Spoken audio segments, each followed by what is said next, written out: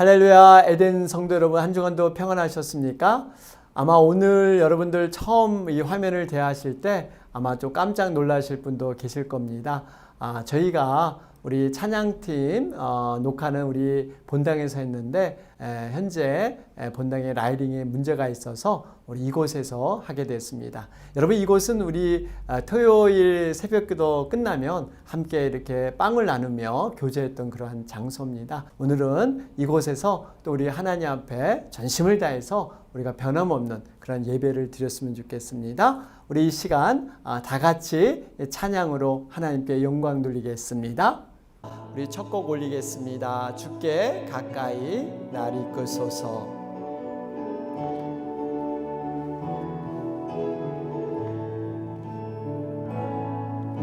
주께 가까이 날 이끄소서.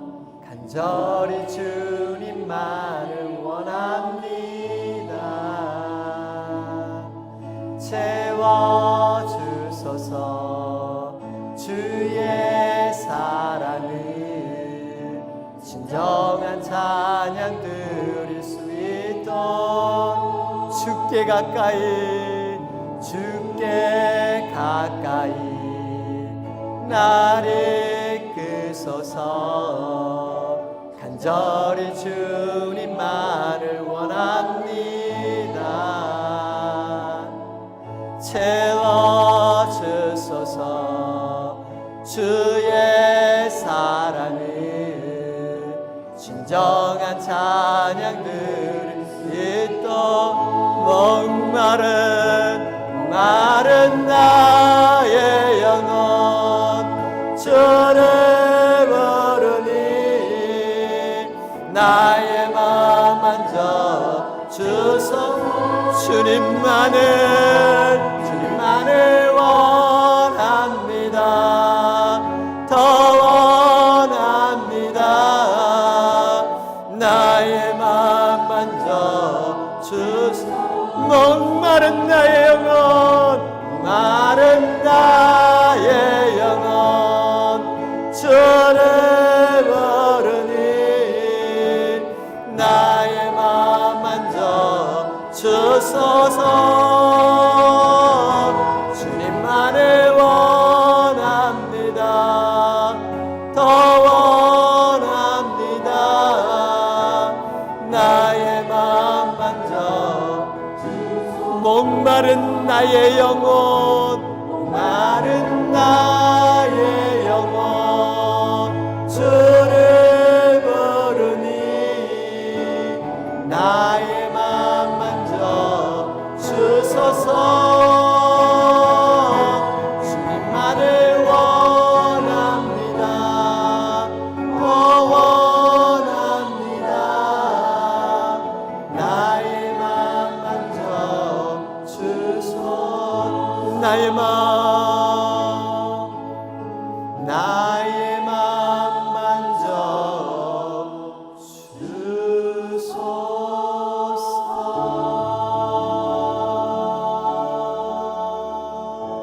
아멘.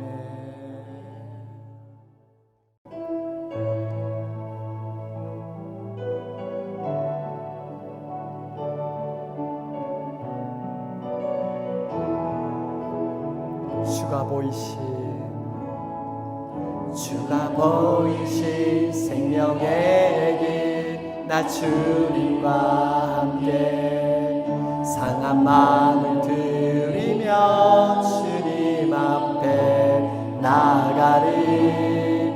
나의 의로움이 되신 주 그 이름 예수. 나의 길이 되신 이름 예수.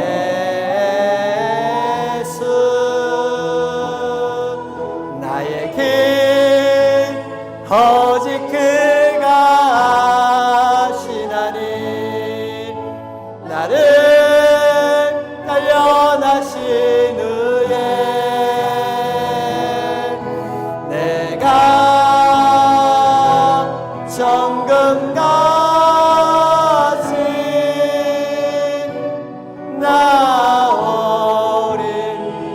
시간 새 노래로 찬양합니다. 주가 보이신 생명의 길, 나 주님과 함께 상한 마음을 들이며 주님 앞에 나가리.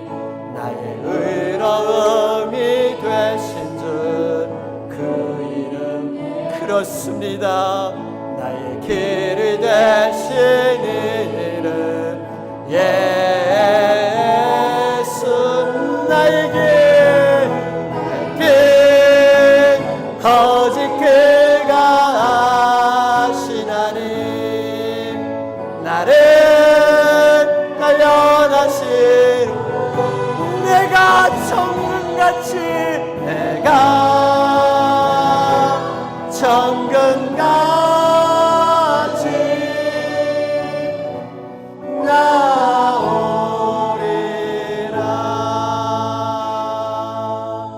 나의 길 오직 그가 아시나니. 나를 단련하신 후에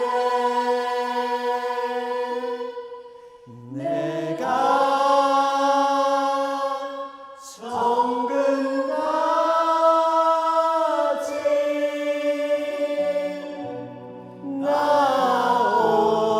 나오리라. 나의 길 오직 그가 아시나. 그렇습니다.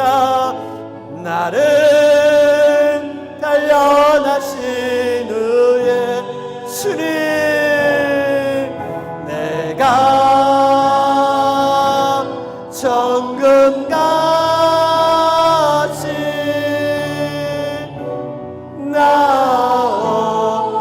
내가 너를 지명하여 불렀나니. 나 너를 지명하여 불렀나. 너는 내 것이라 너의 주님.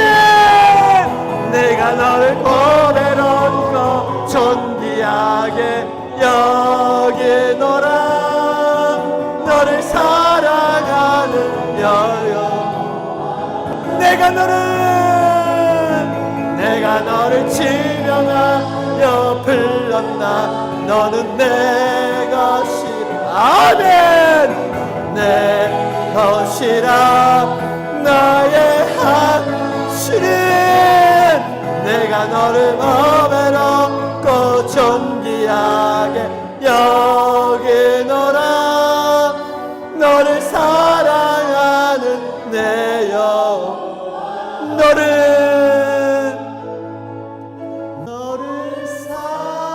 사랑하는 내 여호와라.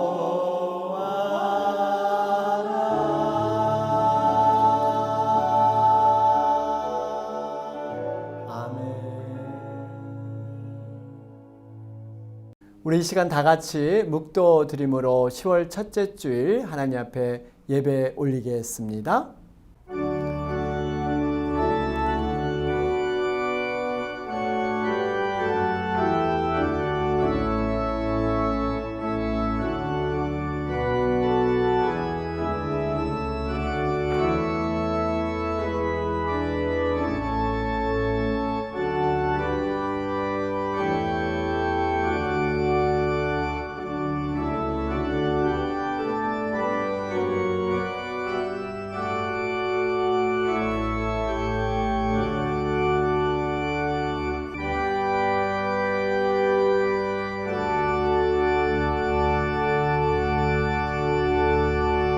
예수께서 이르시되 나는 생명의 떡이니 내게 오는 자는 결코 줄이지 아니할 터이요 나를 믿는 자는 영원히 목마르지 아니하리라. 아멘. 우리 이 시간은 한 주간의 삶을 돌아보면서 하나님 앞에 각자 회개할 모든 것들을 간구하는 시간입니다. 조용한 가운데 묵상기도 드리겠습니다.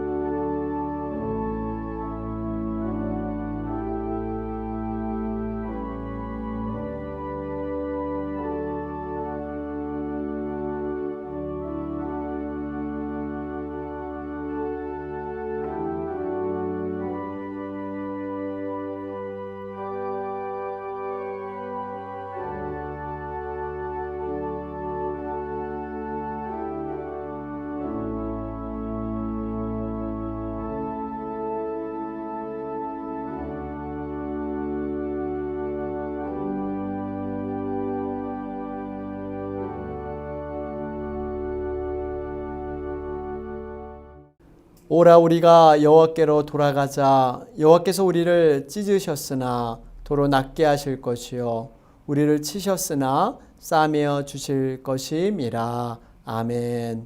하나님 감사합니다. 이 시간 저희들 마음을 다해서 한 주간의 삶을 돌아보며 우리의 모든 부족함과 연약함을, 죄악들을 주님 앞에 고백했습니다.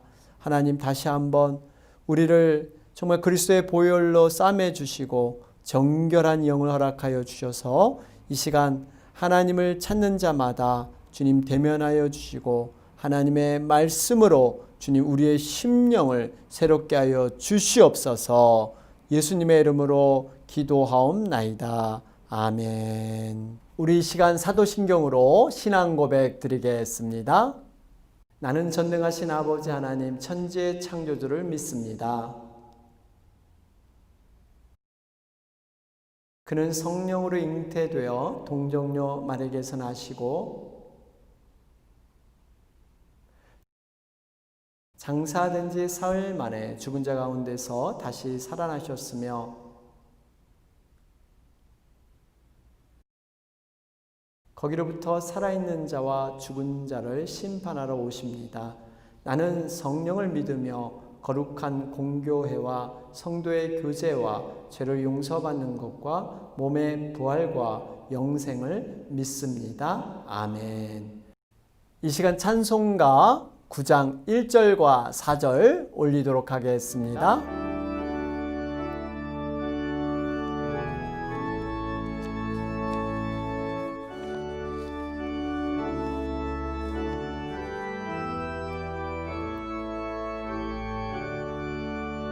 하늘에 가득 찬 영광의 하나님, 온 땅에 충만한 존귀하신 하나님, 생명과 빛으로 지혜와 권능으로 언제나 우리를 지키시는 하나님, 성부와 성자와 성령 삼위의 하나님, 우리 예배를 받아주시옵소서. 주 앞에 나올 때 우리 마음 기쁘고 그 말씀 임되어 새 희망이 솟는다.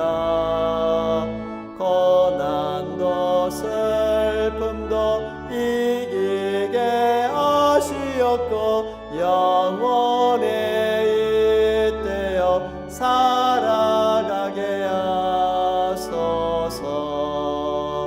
우리의 자랑과 기쁨 생명의 하나님, 우리 예배를 받아주시옵소서. 아멘.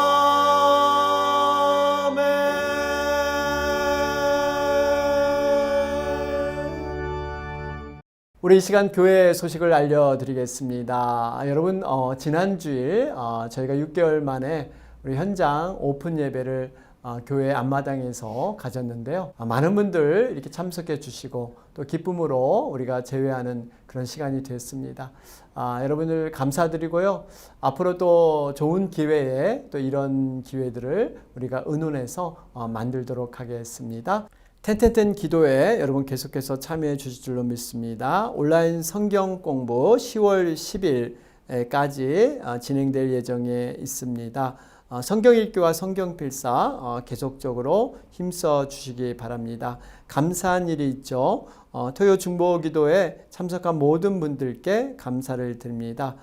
축하드립니다. 이번 달 또 생일 맞이하신 분들 이렇게 몇 분 계십니다. 여러분 진심으로 축하를 드립니다. 알림사항입니다.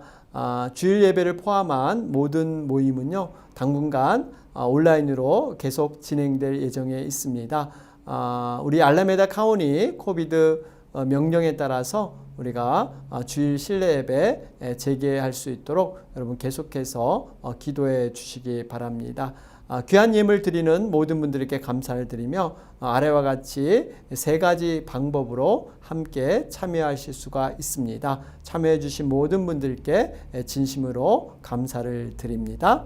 우리 이상 교회 소식을 마치겠습니다. 우리 이 시간은 송영창 장로님께서 기도 인도해 주시겠습니다. 믿음의 주가 되시며 세상 시험을 이기게 하시는 전능하신 하나님 아버지, 노도 강풍이 몰아치는 바다와도 같은 이 세상 가운데 살아가는 저희에게 믿음 가운데 사는 지혜를 주셔서 오늘도 힘 주시고 능력 주셔서 승리의 삶을 살도록 인도하여 주시니 감사합니다. 우리의 피난처가 되시는 오직 한 분 주님을 만나기 원하여 저희 모두 예배 자리에 다시 모였습니다. 비록 온라인 영상 예배로 드리는 예배일지라도 주님 저희의 예배를 기뻐 받아주시고 주님 홀로 영광 받으옵소서. 고난의 때를 살아가는 저희 모두에게 오늘 이 예배가 큰 위로와 힘이 되는 은혜의 예배가 되게 하옵소서. 그동안 코로나 사태로 인하여 정말 길고 긴 시간을 온갖 시련과 고통 속에 갇혀 살다 보니 우리 영혼은 물론 육신마저도 지치고 피곤하여 이제는 모든 삶의 의욕마저 잃어버린 채 거의 자포자기 상태에서 살아가고 있음을 솔직히 주님 앞에 고백합니다. 주님께서 허락하신 이 땅의 살날은 아직도 먼데 우리의 삶은 왜 이렇게 고난과 시련 속에 살아야만 하는지, 지금 우리의 삶은 분명 위기입니다. 개인의 위기요, 국가의 위기이며 또한 우리 모두의 신앙의 위기를 맞이하고 있습니다. 삶의 앞길이 막혀있고 미래마저 보이지 않습니다. 그러나 감사없는 것은 하늘길은 분명히 열려 있습니다. 환난 중에서도 승리케 하시는 여호와 하나님 아버지, 연약한 저희를 강하게 붙들어 주셔서 현실 상황에만 매몰되어 좌절하거나 절망하지 말고 현실을 믿음의 눈으로 바로 보고 바로 분별할 수 있는 지혜를 갖게 하여 주시옵소서.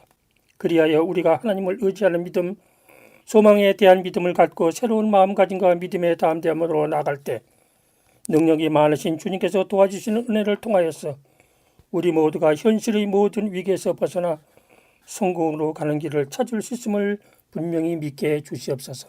이제 세상은 말세가 되었습니다. 주님의 재림이 임박한 마지막 시대를 맞이했습니다. 하나님은 영원하시오나 우리 인생의 살 길은 유한한 것인즉 나그네 길 같은 이 땅의 삶에 너무 집착하지 말고 주님 오실 내일을 준비하면서 소망 가운데 살아가는 저희 모두 되게 하여 주옵소서. 이 시대적 상황 속에서 이사야와 같이 하나님의 부르심을 받기 원합니다. 종말을 향해 가는 이 세월을 아껴서 우리 모두 솔선수범하여 영혼 구원 사명을 온전히 감당할 수 있게 하여 주시옵소서. 특히 우리 삶의 마지막 장이 하나님의 부르심을 따라 살아가는 인생이 되게 하셔서 매일매일 살아가는 우리 삶의 걸음걸음마다 주님의 흔적을 남길 수 있는 복된 삶으로 인도하여 주시옵소서. 이제 코로나 사태가 조금씩 진정의 기미를 보이는 듯합니다. 이 시간 간과함나니 저희의 기도를 들어 응답하여 주시는 주님, 현실의 모든 문제들이 하루속히 정상으로 회복될 수 있도록 주님의 선한 손길이 도우시는 은혜를 저희 모두 경험할 수 있게 하옵소서. 이 모든 말씀 감사하며 예수님의 이름으로 기도합나이다. 아멘. 우리 이 시간 하나님의 말씀 보겠습니다. 우리 주보에는 12절까지 이렇게 나가는데요. 우리 16절까지 우리 함께 보도록 하겠습니다. 믿음으로 사라 자신도 나이가 많아 단산하였으나 잉태할 수 있는 힘을 얻었으니 이는 약속하신 이를 미쁘신 줄 알았음이라. 이러므로 죽은 자와 같은 한 사람으로 말미암아 하늘의 허다한 별과 또 해변의 무수한 모래와 같이 많은 후손이 생육하였느니라. 이 사람들은 다 믿음을 따라 죽었으며 약속을 받지 못하였으되 그것들을 멀리서 보고 환영하며 또 땅에서는 외국인과 나그네임을 증언하였으니 그들이 이같이 말하는 것은 자기들이 본향 찾는 자임을 나타냄이라. 그들이 나온 바 본향을 생각하였더라면 돌아갈 기회가 있었으려니와 그들이 이제는 더 나은 본향을 사모하니 곧 하늘에 있는 것이라. 이러므로 하나님이 그들의 하나님이라 일컬음 받으심을 부끄러워하지 아니하시고 그들을 위하여 한 성을 예비하셨느니라. 아멘. 할렐루야, 반갑습니다. 우리는 계속해서 믿음장 히브리서 11장을 통해서 함께 은혜를 나누고 있습니다. 오늘은 특별히 본문 말씀 가운데 믿음의 선배들이 어떻게 인생을 믿음으로 살았는가 하는 결론을 보여주고 있습니다. 그동안 살펴본 모든 믿음의 선배들을 정말 한마디로 신앙을 요약한다면 이렇게 요약할 수가 있습니다. 믿음으로 살고 믿음으로 죽었다. 이렇게 표현할 수가 있습니다. 여러분, 우리에게 이렇게 믿음이 왜 이렇게 중요한 것일까요? 믿음은요, 단회적인 사건이 아닙니다. 이 땅에서 그저 행복하게 살기 위해서 갖는 하나의 도구가 믿음이 아닌 것이에요. 여러분, 믿음은 인간이 죽음으로 끝나는 그 허무함을 정말 영원한 소망으로 바꾸는 그러한 능력이 들어 있습니다. 뿐만 아니라 우리가 믿음으로 살다가 이 땅 가운데 사는 모든 삶의 흔적들이 바로 하나님 나라 천국까지 이어지는 것이 바로 믿음이기에 여러분, 우리에게 믿음은 참으로 중요한 것인 줄로 믿습니다. 여러분, 믿음으로 살다가 믿음으로 죽는다. 어떻게 이것이 가능할 수 있을까요? 이것은 바로 부활신앙을 통해서 가능할 수가 있습니다. 부활신앙은 단순히 우리가 죽은 후에 경험하는 그러한 미래적인 사건이 아닙니다. 부활신앙은 바로 현재 우리의 삶 속에서 경험되는 놀라운 하나님의 능력이 바로 이 부활신앙에 들어있는 줄로 믿습니다. 부활신앙은요, 미래에 막연히 기다리는 소망으로 끝나지 않습니다. 오늘 우리가 살아가는 모든 삶의 정황 속에서 부활신앙을 갖는 자들에게는요, 삶의 에너지가 있고 삶의 힘이 있고 삶의 능력이 바로 부활신앙 안에 들어있는 줄로 믿습니다.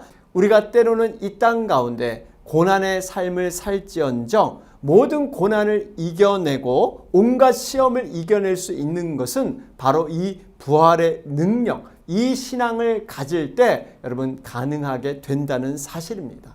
우리가 어디서 와서 어디로 가는가, 여러분 이러한 것을 반드시 깨닫는 것이 중요합니다. 정말 바삐 사는 것보다 더 중요한 것은요, 어느 방향으로 가는 것인가, 그 방향을 잘 잡아야 합니다. 방향을 잘못 잡으면 아무리 빨리 가고 아무리 열심히 가도 여러분 그 길을 다시 돌아와야 되는 이러한 수고를 해야 하기 때문인 것입니다. 어떻게 보면 믿음의 선배들의 공통점은 이 인생의 삶의 방향을 바로 잡았다는 것입니다. 오늘 등장하는 믿음의 주인공은 아브라함의 아내 사레입니다. 아브라함이 믿음으로 그 모든 길을 떠났을 때 사실 이 사레는 하나님께 개인적인 음성을 들었다든지 어떤 하나님의 말씀의 소명을 개인적으로 받지 못했습니다. 남편이 떠났기 때문에 어떻게 보면 굉장히 수동적인 그러한 믿음으로 시작했던 여인이었습니다. 그런데요, 놀라운 것은 하나님께서 이러한 부족한 여인의 믿음을 시간을 두고 풍성케 하시는 그런 하나님의 모습을 우리는 발견해 볼 수가 있습니다. 창세기 16장을 보면요, 하나님께서 막연했던 후사에 대한 약속을 좀 더 구체적으로 말씀해 주십니다. 사라의 몸에서 태어난 자식이 후사가 될 것이다. 그런데 이 사라가 이제나 저제나 기다리죠. 10년이나 기다리는데 소식이 없자 인간적인 방법을 사용하게 됩니다. 자신의 몸종인 하갈을 통해서 아들을 낳게 되죠. 그 아들이 이스마엘이지 않습니까? 여러분, 하나님의 약속을 인내함으로 기다리지 못했습니다. 인간적인 방법으로 이것을 해결하려고 했던, 여러분 이로 인해서 사실 이 이스마엘이 태어남으로 말미암아 지금의 이 중동 전쟁, 중동의 분쟁들이 생기게 된 것이죠. 유대계와 이슬람교의 그 분쟁이 아직까지 이어지고 있습니다. 그런데 놀라운 것은요, 이런 인간의 실수에도 불구하고 하나님께서 약속하신 약속을 거두지 않으시고 하나님은 신실하게 일하신다는 사실입니다. 여러분, 이 사실이 얼마나 우리에게 위로가 되는지 몰라요. 우리가 부족하고 때로는 너무나도 연약하지만 하나님께서 우리에게 주신 약속을 거두지 않으신다는 거예요. 포기하지 않으신다는 것입니다. 여러분, 이것이 하나님의 일방적인 사랑이고 우리의 가난, 전적인 긍휼을 통해서 여러분 이루어지고 있다는 사실입니다. 이어서 이 창세기 17장을 보면요, 이제 두 사람의 이름을 하나님께서 바꿔주시죠. 아브람을 아브라함, 또 사레를 사라로 이렇게 이름을 개명해 주십니다. 여러분, 이름을 바꾼다는 것은 굉장히 중요한 의미가 있습니다. 하나님 보시기에 이 아브라함과 사라를 새로운 어떤 존재의 목적으로 새로운 그러한 인식으로 이렇게 받아들이겠다 하는 그러한 뜻이 들어 있습니다. 아브라함은 이제는 단순한 개인적인 가정이 아니라 이 세계를 정말 먹이는 그런 아비의 가정으로 이렇게 만들어 주시겠다 하는 하나님의 의지가 그 속에 담겨 있는 것입니다.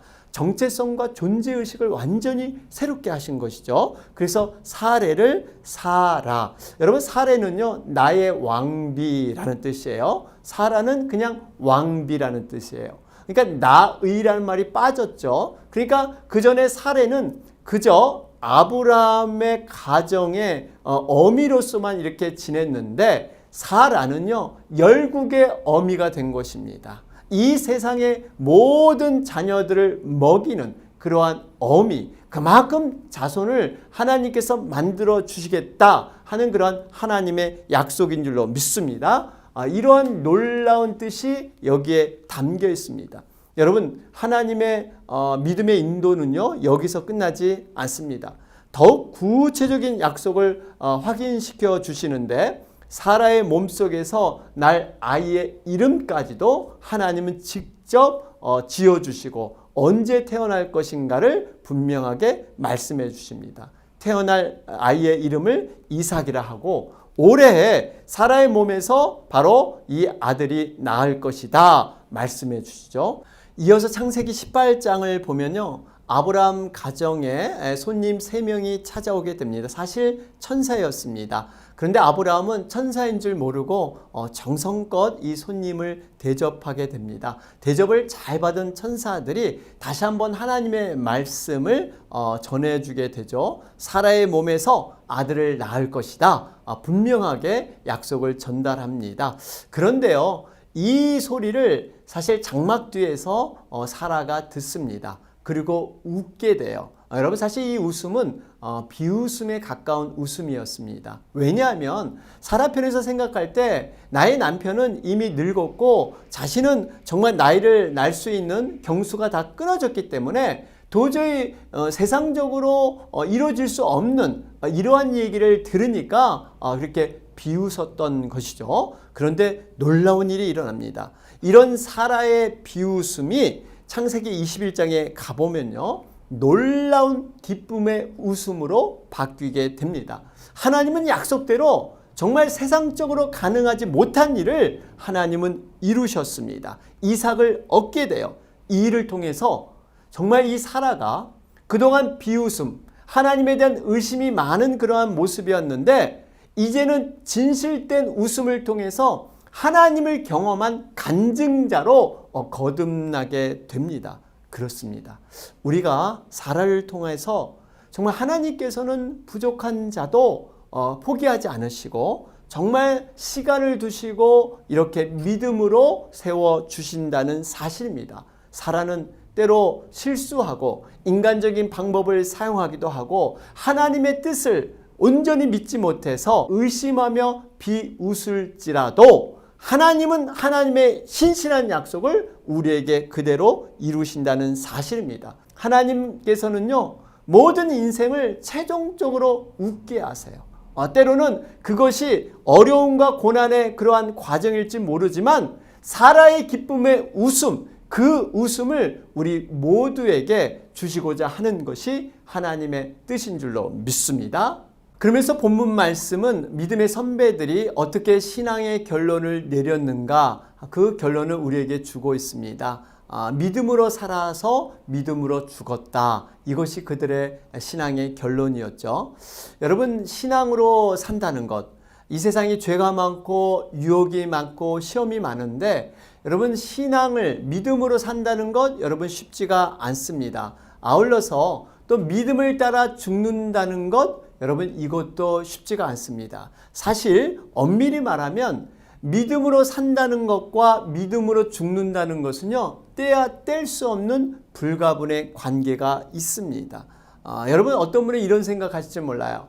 내가 비록 이 세상에서 믿음이 연약하고 부족하게 살았지만 그래도 내가 정말 죽을 때는 믿음의 용사답게 정말 믿음 있는 모습으로 내가 죽음을 맞이할 것이다. 뜻 있는 그러한 죽음을 나는 맞이할 것이다. 이렇게 생각하시는 분이 있을 줄 몰라요. 마치 영화에서 처음에는 참 비열하게 살던 사람이 죽음을 통해서 많은 사람에게 유익을 주며 희생하는 죽음, 뭔가 의미 있는 죽음을 맞이하는 그런 경우가 종종 있습니다.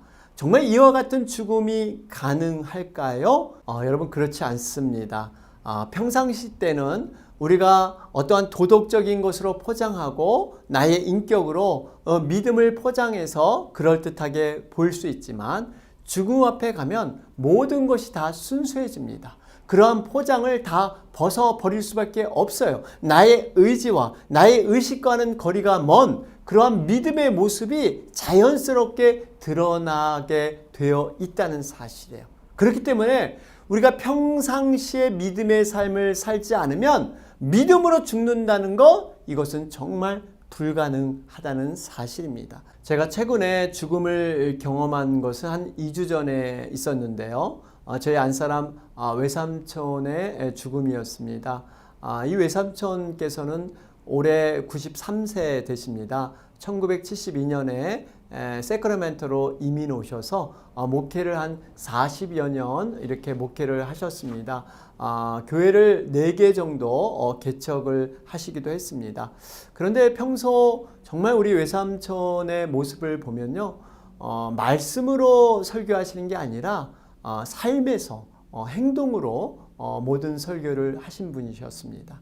굉장히 인격적인 분이셨어요.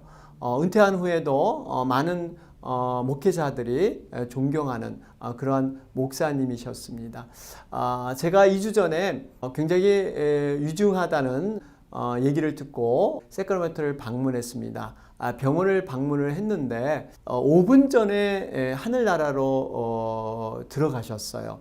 그런데 그때 간호사나 의사분들이 이제 여러 가지 그런 상황들을 정리하느라고 병실에는 아무도 없었던 터였습니다. 제가 이렇게 병실에 방문을 했는데 마치 그 얼굴이요, 죽은 그러한 모습의 시체의 모습이 아니셨습니다. 정말 살아서 곧 일어나실 것 같은. 그래서 저도 사실 지금 하나님 나라로 갔는지 모르고 깨웠습니다. 이렇게 자꾸 큰 소리로 일어나시라고 의식을 좀 이렇게 회복하시라고 이렇게 얘기를 드린 적이 있습니다. 제가 지금도 생각하기는 그 얼굴이 너무나 평온하신 거예요. 정말 그 죽음 앞에 얼굴이 그렇게 온화한 얼굴, 제가 본 얼굴 중에서 정말 이게 아름다운 모습이었습니다. 그러면서 저는 이런 생각을 해봤습니다. 외삼촌이 평상시에 늘 하시던 말씀이 남에게 피해를 줘서는 안 되고 늘 깨끗하게 이렇게 하나님 나라 갔으면 좋겠다, 그런 말씀을 하셨는데 병원에 들어오신 지 3일 만에 그렇게 하늘나라로 평안히 가셨습니다. 저는 이걸 보면서 평상시 정말 믿음으로 그 아름다운 인격으로 준비하셨기 때문에 자기도 정말 의지로 할 수 없는 그런 죽음의 순간에 아름답게 하늘나라로 가시지 않았나 하는 생각을 하게 됐습니다. 그러면서 도전이 되더라고요. 과연 나는 죽음을 어떻게 맞이할 것인가? 정말 저렇게 아름다운 모습으로 죽음을 맞이했으면 좋겠다 하는 그러한 생각을 하기도 했습니다. 여러분, 그렇습니다. 믿음은 평상시 우리가 정말 일상생활 속에서 믿음을 살아온 만큼 이 죽음을 아름다운 죽음으로 맞이할 수 있다 하는 것을 보게 됩니다. 그러면서 한 가지 믿음의 선배들이 믿음을 따라 죽을 수 있었던 비밀이 무엇인가 우리는 생각해 볼 필요가 있습니다. 본문 13절은 말씀합니다. 이 사람들은 다 믿음을 따라 죽었으며 약속을 받지 못하였으되 그것들을 멀리서 보고 환영하며 또 땅에서는 외국인과 나그네임을 증언하였으니. 여러분, 이 말씀을 통해서 깨닫는 것은요, 믿음의 선배들이 믿음을 따라 죽을 수 있었던 것은 이 땅에서 외국인과 나그네처럼 살았기 때문이다. 이렇게 말하고 있습니다. 여러분, 아브라함을 한번 생각해 보세요. 하나님이 가라고 해서 약속의 땅 가나안 땅에 들어갔습니다. 그런데 모든 땅이 아브라함의 소유가 되지 않았습니다. 단지 막벨라 굴이라는 나중에 이 사라를 장지로 사용했던 그 땅만 허용됐습니다. 그는 여전히 장막, 텐트에서 생활을 했습니다. 물론 그의 자녀 이색과 야곱도 마찬가지였습니다. 하나님의 약속은 이스라엘 백성이 출애굽한 뒤 40년을 거쳐서 들어갔을 때 비로소 이루어지고 있습니다. 어떻게 보면 하나님의 약속은 완성되기까지 많은 시간이 필요하다는 것입니다. 약속이 너무 멀리 있어서 포기해서는 안 된다는 거예요. 길어도 우리가 기다림을 통해서 그러나 분명한 하나님의 때에 완성될 줄로 믿습니다. 그래서 그들은 여전히 그곳에서 자신을 나그네다, 이방인이다, 그런 의식을 버리지 않고 그들은 살아갔습니다. 그렇습니다. 우리는 어떻게 보면 이 세상에서 이방인이고 나그네입니다. 잠시 왔다가 떠나야 하는 것, 여러분, 이것이 이 세상입니다. 우리가 영원히 거할 곳은 바로 이곳이 아니라 우리의 본향 하나님의 나라인 줄로 믿습니다. 이렇게 나그네로 살아가면서 기다리는 상황 속에서 어떻게 믿음의 선배들은 믿음을 포기하지 않고 하나님의 약속을 기다릴 수 있었을까요? 본문 13절을 다시 한번 보도록 하겠습니다. 이 사람들은 다 믿음을 따라 죽었으며 약속을 받지 못하였으되 그것들을 멀리서 보고 환영하며 또 땅에서는 외국인과 나그네임을 증언하였으니. 여기 보니까요, 약속을 받지 못하였으되 그것들을 멀리서 보고 환영했다. 여러분, 이것이 비결입니다. 약속은 아직 이루어지지 않았습니다. 그런데 멀리서 보고 환영했다. 여러분, 무슨 의미예요? 다시 말하면 약속은 현재 이루어지지 않았지만 현재의 삶에서 그 약속이 이루어질 것처럼 늘 바라보고 기대하며 살았다는 것입니다. 이 말씀은 우리가 알고 있는 여러분 믿음의 정의죠. 히브리서 11장 1절 말씀, 믿음은 바라는 것들의 실상이요 보지 못하는 것들의 증거라 그러죠. 여러분, 이 실상과 증거, 마치 약속은 지금 이루어지지 않았지만 그것이 실상과 증거로 이루어진 것처럼 현재의 삶에서 그것을 누리고 그들은 기뻐하며 즐거워하며 살았다는 것입니다. 여러분, 이것이 바로 믿음의 힘이고 능력인 것입니다. 좀 더 쉽게 말씀을 드리자면 이런 원리입니다. 얼마 전에 한국에서 이 추석이란 명절이 있었죠. 요즘은 이 코로나 사태로 인해서 많은 분들이 가지 못했지만 그러나 여전히 이 교통체증이 있었다고 합니다. 여러분, 이 추석 정말 먼 거리를 내려가게 되는 것이죠. 시간도 평소보다 이 교통체증 때문에 굉장히 많이 걸립니다.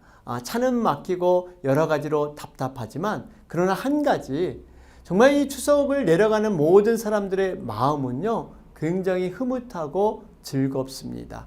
왜 그렇습니까? 고향에 내려가서 부모님을 뵙고 또 친지들을 만나고 친구들을 만나서 도란도란 얘기를 나누며 식사를 나눌 것을 생각하면 마음은 굉장히 즐거운 거예요. 현재는 이 교통체증으로 여러 가지 좀 짜증나는 면이 있지만, 힘든 면이 있지만, 정말 그곳에 내려가게 되면 그 기쁨과 즐거움, 여러분 이것을 이렇게 생각하면서 상상하면서 그것을 이렇게 뚫고 나가지 않습니까? 바로 이런 원리예요. 우리가 이 땅에 살아가면서 정말 때로는 내가 예기치 않은 고난과 또 답답함과 이러한 교통체증의 막힘처럼 어려움을 겪을 수가 있습니다. 그러나 내가 지금 현재 본향으로 가고 있다는 것, 여러분 하나님의 나라로 가고 있다는 것, 그 믿음이 있기 때문에 그 고난의 상황 속에도 마음의 기쁨이 있고 즐거움이 있다는 거예요. 정말 부모님을 만나는 그 기쁨을 앞으로 당겨서 내 마음 가운데 품기 때문에 여러분 이것을 극복할 수 있는 힘이 바로 이 믿음 안에 들어있는 거예요.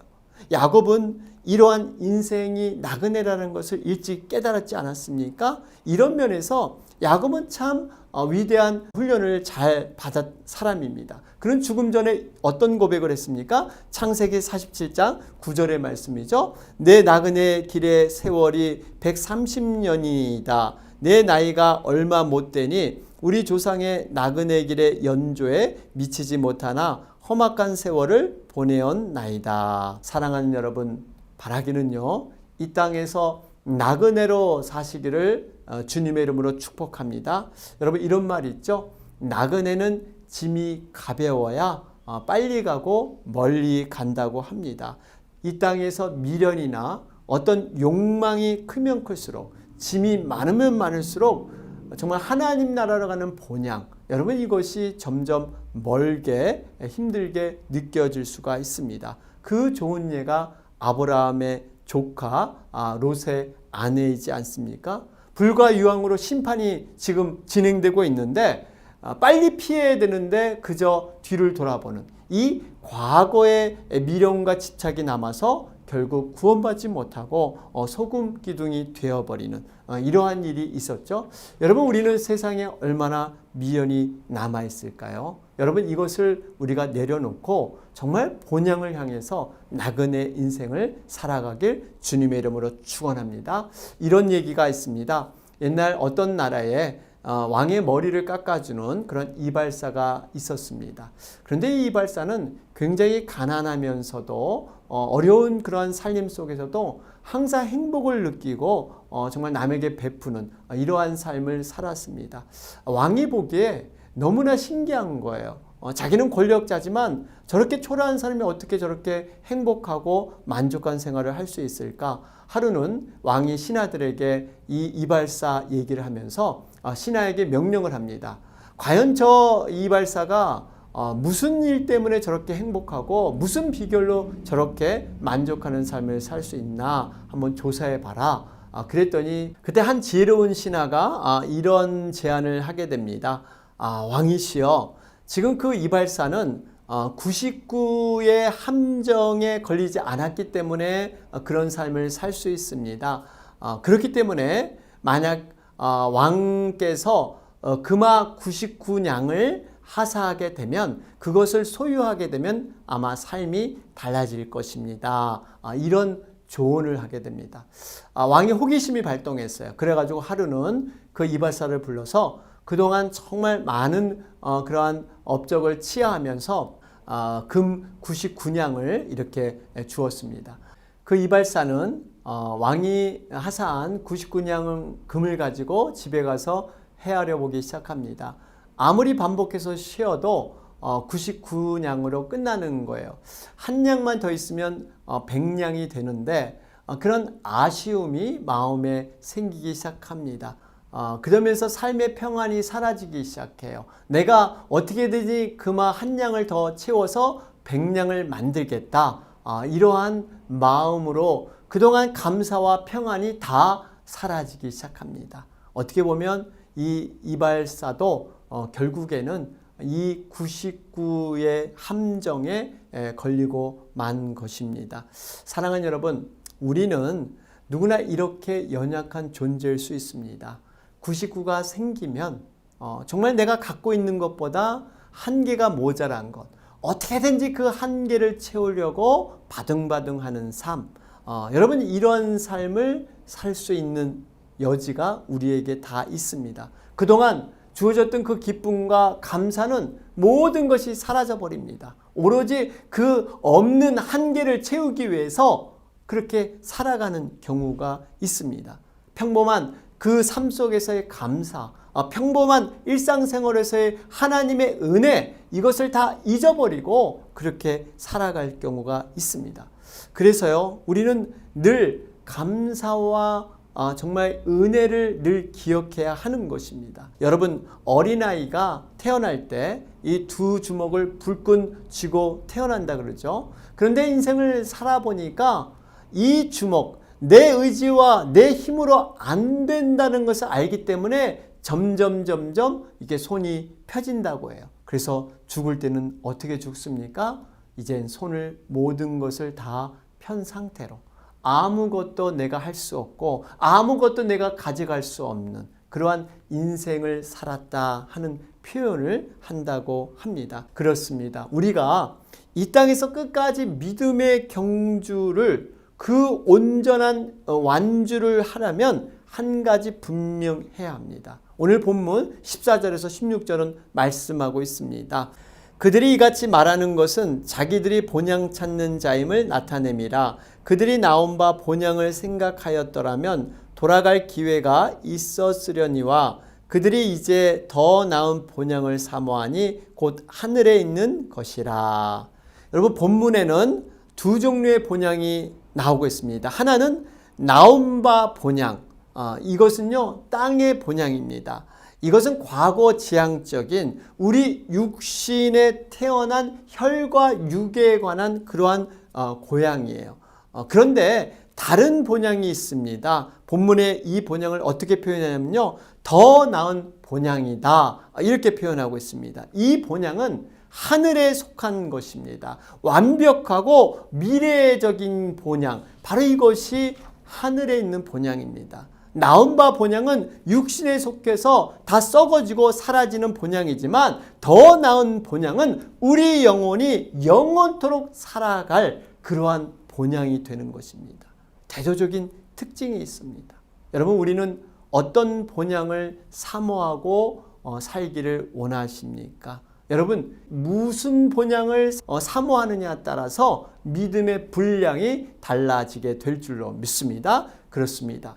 믿음이 없는 사람들의 특징이 있는데요. 그것 중에 하나가 뭐냐면 자꾸 이 육신의 본향, 과거 지향적인 삶을 살아간다는 것입니다. 늘 땅의 것에 집착을 해요. 이스라엘 백성들이 그랬잖아요. 그들이 몸은 비록 출애굽했지만 여전히 마음은 과거 애굽의 종살이에 마음이 가 있었어요. 그래서 현실이 조금만 어렵고 힘들면요, 그 애굽에서 생활했던 것, 내가 과거 애굽으로 갔으면 좋았는데 하는 그 불평과 원망이 얼마나 많이 있습니까? 그러나 믿음의 사람은 다릅니다. 여러분, 바울을 보십시오. 바울은 과거에 정말 화려한 그러한 학문과 훌륭한 가문, 세상에 많은 그러한 위치에 있었던 자가 바울입니다. 그런데 그가 예수님을 믿고 난 후에는 과거를 향한 모든 마음을 다 끊었어요. 오직 표대를 향해서 미래를 바라보며 앞만 보며 나아가는 신앙, 여러분, 이것이 바울의 삶이지 아니었습니까?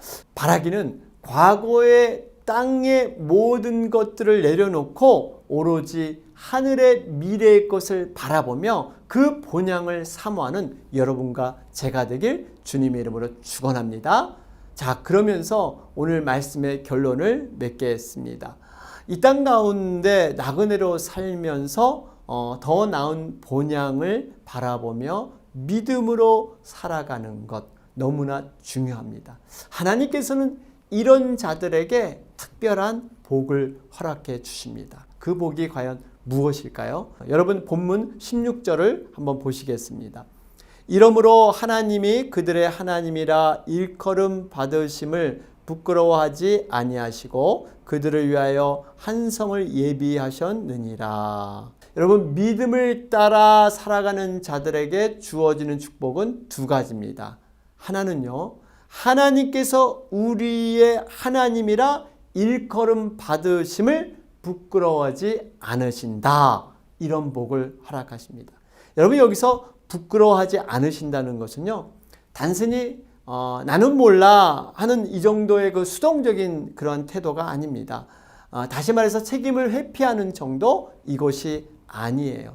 굉장히 적극적인 뜻이 있습니다. 내가 아버지로서 당당하게 정말 책임져 주고 모든 것을 완벽하게 이루어 주겠다 하는 뜻이 포함되어 있습니다. 여러분, 우리가 믿음으로 살려고만 하면 반드시 하나님께서 이 모든 것을 책임져 주시고 합력하여 선을 이루시는 것, 여러분, 이것이 하나님의 사랑인 줄로 믿습니다. 그러면서 또 한 가지 복이 있습니다. 어떤 복이냐면요, 하나님께서는 우리를 위해서 한 성을 예비하셨다. 이렇게 말씀합니다. 창세전부터 이미 예비해 놓으신, 준비해 놓으신 그러한 성이 우리를 기다리고 있습니다.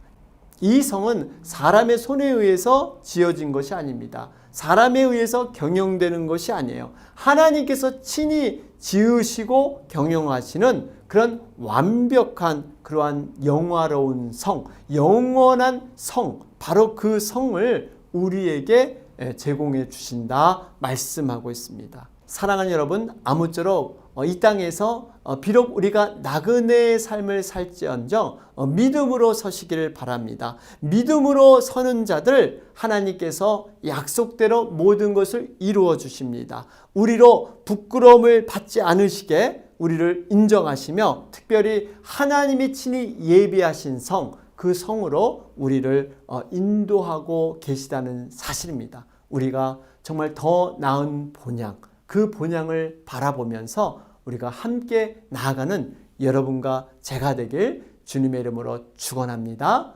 아멘. 오늘은 제가 기도하고 마치겠습니다. 다 같이 기도드리겠습니다. 하나님 아버지, 감사합니다. 이 시간 정말 저희들이 믿음의 선배들을 통해서 믿음으로 살고 믿음으로 죽었던 그런 아름다움을 저희들 다시 한번 돌아보게 됩니다. 하나님, 이 땅의 삶이 이방인의 삶이요 나그네의 삶인 것을 늘 기억하면서 아버지 하나님, 우리가 온전한 방향으로 그 길을 들어서게 하여 주시옵소서. 나는 길이요 진리요 생명이니 나로 말미암지 않고는 아버지께 올 자가 없다고 말씀하셨는데, 우리 주님을 붙들고 온전한 그 길로 방향을 바로잡고 나아가는 우리가 되게 하여 주시옵소서. 내가 나온 그 본향 뒤돌아보지 않게 하시고 더 나은 본향, 하늘의 본향을 바라보며 미래의 그 정말 본향을 바라보며 우리가 한 걸음 한 걸음 믿음으로 온전히 세워져 가는 우리가 되게 하여 주시옵소서. 예수님의 이름으로 기도하옵나이다. 아멘. 우리 시간 준비한 헌물을 하나님 앞에 올리면서 하나님 앞에 찬양 드리겠습니다. 우리는 주의 움직이는 교회, 이곳은 주님을 위한 자리. 내가 기도하는 모든 땅 위에서 하나님 예배받은 그날을 거대하네. 나의 노래로 주님의 성전을 지으리. 높임을 받으소서. 이스라엘의 찬송 중 거하신 주님은 거룩하십니다. 두 손 들어 주님의 보좌를 만들고 마음 다해 경배하리. 구름 날개 사이에 임하신 것처럼 내 위에 임하소서. 하나님, 우리가 이곳에 섰으니 이 땅을 치유하소서. 하나님, 우리가 어디에 있든지 주를 높이리다. 열방들아 원하시리로다. 그 발 아래 입 맞추라. 영원한 통치자 주 예수 그리스도, 그는 위대하신 왕, 그 나를 거대하네.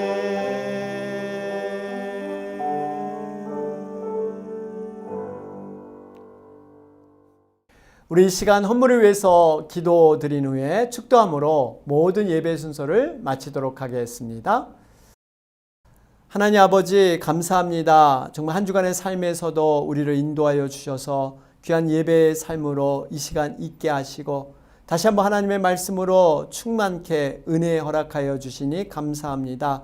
정말 이 시간 저희들 빈 마음으로 나오지 아니하고 또 하나님 정말 사랑하는 마음으로 특별히 우리에게 베푸신 그 은혜를 생각하며 귀한 예물을 올려드립니다. 하나님 정말 이 예물을 통해서 하나님의 말씀이 각 가정 가운데 충만케 하여 주시고 또 이 말씀을 청종함을 통해서 성읍에서도 복을 받고 들에서도 복을 받는 귀한 은혜가 있게 하여 주시옵소서. 정말 강주리와 떡반죽의 그릇에 복이 차이게 하시고 정말 모든 대적자들이 하나님 앞에 무너지는 역사들 경험할 수 있도록 주님 도와주시옵소서. 특별히 기도합니다. 저희들이 이 땅에 허물어지는 땅 가운데 우리의 보물을 정말 쌓지 않게 하시고 영원한 하나님의 나라와 정말 하늘 창고에 복을 쌓는, 그래서 차고 넘치는 하나님의 놀라운 섭리를 이 땅 가운데 경험하며 살아가는 우리가 되게 하여 주시옵소서. 때를 따라 비를 내리시고 정말 우리 손으로 하는 모든 일에 복을 주시는 하나님을 아버지 다시 한번 바라보며 믿고 나아가는 우리가 되게 하여 주옵소서. 또 코로나 사태로 경제적으로 육신적으로 정신적으로 힘들어하는 많은 분들 위로하여 주시고 하늘의 소망이 늘 충만한 그러한 삶에 거할 수 있도록 주님 도와주옵소서. 특별히 우리 주일학교와 유스부 학생들 주님 지켜주시고 또 온라인으로 예배 드릴 때 정말 성령의 충만함이 있게 하시며 일요일에 수고하는 우리 선생님들 함께하여 주셔서 지혜로 충만케 하여 주시옵소서. 이 시간 특별히 또한 선교지에서 복음을 위해서 애쓰고 기도하는 많은 선교사님들 주님 그분들의 한 분 한 분을 기억하여 주셔서 아버지 외롭지 않게 하시고 이 모든 고난의 삶 가운데 승리하며 나아갈 수 있도록 충만케 하여 주시옵소서. 예수님의 이름으로 기도하옵나이다. 아멘. 지금은 우리 주 예수 그리스도의 은혜와 하나님 아버지의 무하신 사랑하심과 성령님의 교통 충만 내주하심이 믿음의 선배들이 믿음으로 살고 믿음으로 죽었던 것처럼 그 발자취를 쫓아 살기를 소원하는 우리 사랑하는 에덴의 모든 성도님들 머리 위에 가정과 직장과 사역과 자녀들 위해 이제로부터 영원토록 함께할지어다.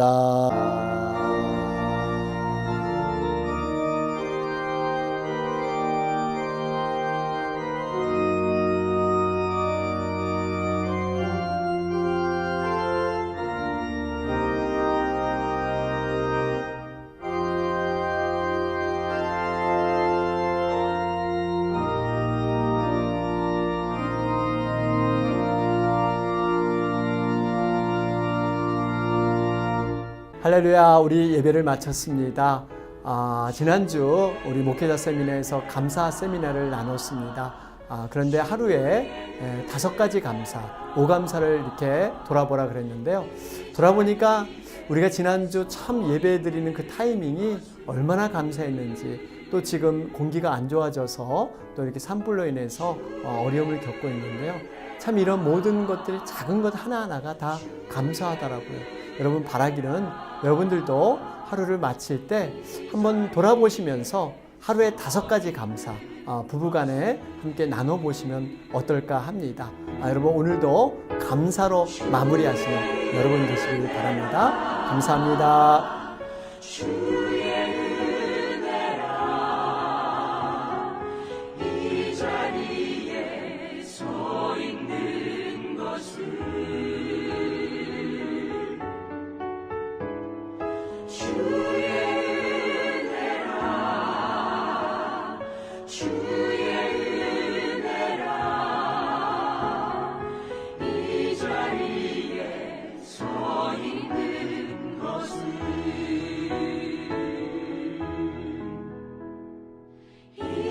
자리에 서 있는 것을